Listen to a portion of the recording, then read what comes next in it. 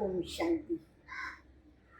नवरात्रि के आध्यात्मिक अर्थ को हमने पहले पाठ में जाना और आज हम देखेंगे कि हम देवी के आगे व्रत रखते हैं और साथ ही साथ हम अखंड दिया भी जलाते हैं। तो इसके पीछे का क्या रहस्य है कि एक प्रकार से हम जब व्रत रखते हैं तो व्रत का अर्थ ये नहीं है कि हमें सिर्फ भोजन नहीं करना है।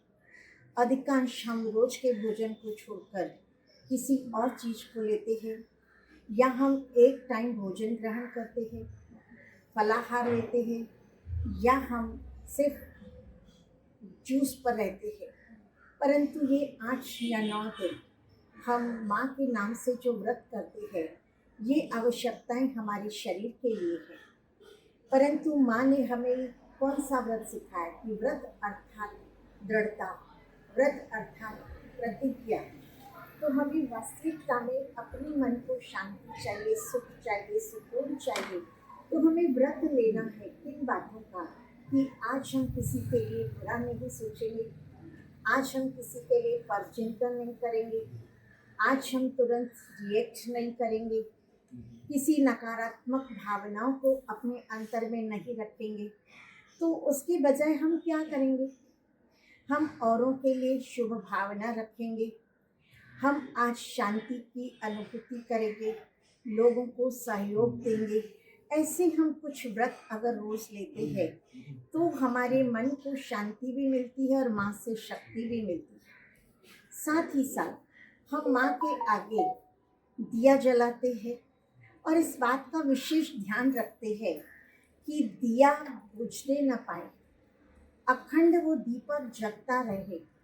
तो अखंड दिया जगता रहे अर्थात उस दिए को अगर हम देखें तो प्रायः वो मिट्टी का दिया और उसमें लौ होती है। तो ये मिट्टी का दिया ये प्रतीक है हमारे इस शरीर का, और उसमें जो लौ जलती है वो लौ है इस शरीर के अंदर रहने वाली आत्मा, जिसे हम चैतन्यता शक्ति कहते हैं। ये मिट्टी का दिया अर्थात इस देह के भान की स्मृति से परे रहकर आत्मा की लौ अर्थात ज्ञान को जागृत करना, अपने अंतर में उन गुणों का चिंतन लगातार करते रहे, अपने अंदर अच्छे विचारों को लगातार लाते रहे और ईश्वर के साथ कनेक्शन रखे। तो वो है ज्ञान रूपी व्रत। तो हमारा वो आत्मा रूपी दीपक सदैव जगा रहेगा। दिया शब्द का दूसरा अर्थ, दिया अर्थात देना।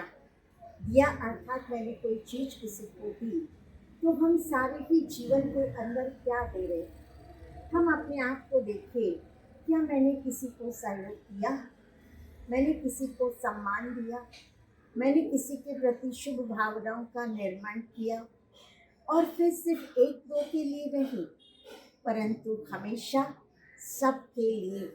यदि हम सबके लिए हमेशा देते रहते हैं तो उससे हमारे संबंध मधुर बनते हैं, प्रसन्नता होती है और हमारे रिश्तों में एक हार्मनी बन जाती है। और जब रिश्तों में ये हार्मनी अर्थात सद्भावना बनती है तो उसी का यादगार स्वरूप हम रास गरबा करते हैं। आपने देखा है कि रास गरबा करते समय सभी एक ही प्रकार से एक ही लय में झूमते हैं, नाचते हैं, और उसमें हम एक दूसरे के साथ उस स्टेप्स के साथ हाथ और पाँव को एडजस्ट करते हैं, और उस एडजस्ट करने की कला को ही कहा जाता है रास गरबा करना। तो जब हम जीवन में इन सारी बातों को पा लेते हैं तो हमारे जीवन के अंदर भी संस्कार मिलन की रास होती है। आज हम कहते हैं इनके संस्कार ऐसे हैं, इनके संस्कार खड़े हैं, इनके अच्छे हैं, किसी के साथ मेरा बनता है, किसी के साथ नहीं बनता। तो जब ये हार्मनी हो जाती है तो हमारे संस्कार सबके साथ मिलने लगते हैं, अर्थात एडजस्ट करने की कला हम सीखे। यही तो माँ के 9 दिन हमें इन बातों की याद दिलाते हैं।